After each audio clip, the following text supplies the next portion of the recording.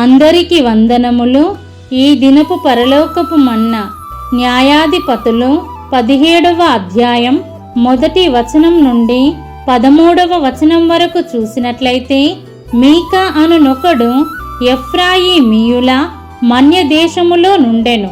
అతడు తన తల్లిని చూచి, నీ యొద్ద నుండి తీసుకొనిన రూకలు అనగా నీవు ప్రమాణము చేసి నా వినికిడిలో మాటలాడిన ఆ 1100 వెండి రూకలు నా యొద్ద నున్నవి.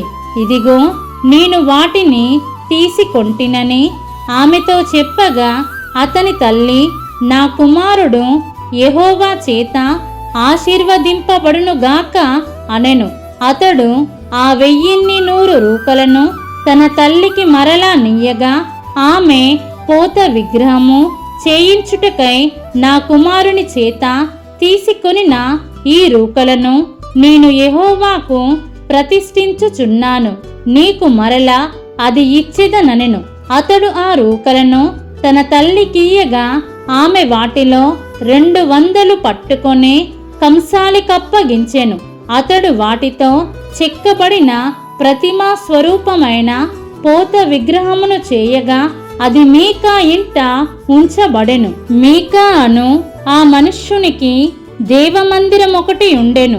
మరియు అతడు ఎఫోదును గృహ దేవతలను చేయించి తన కుమారులలో ఒకని ప్రతిష్ఠింపగా, ఇతడు అతనికి యాజకుడాయెను.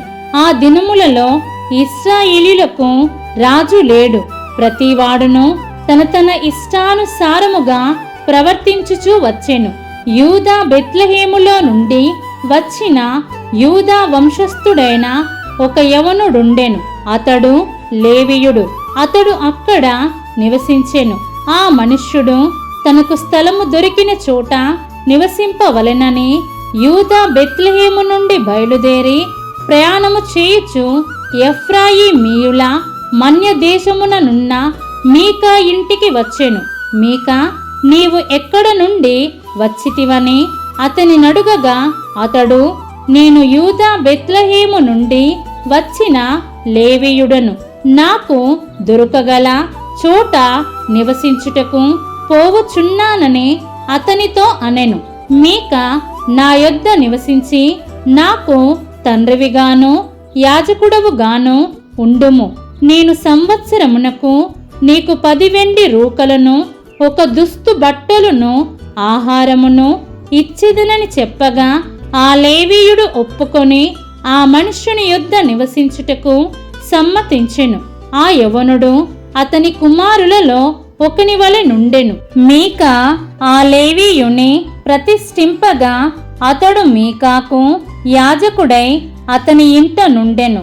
అంతట మీకా, లేవీయుడు నాకు యాజకుడైనందున యెహోవా నాకు మేలు చేయునని ఇప్పుడు నాకు తెలియను అనెను. దీన్ని మనం అర్థం చేసుకున్నట్లయితే, ఈ అధ్యాయములో మీకా అనే ఒకని గురించి తెలుపడం జరిగింది.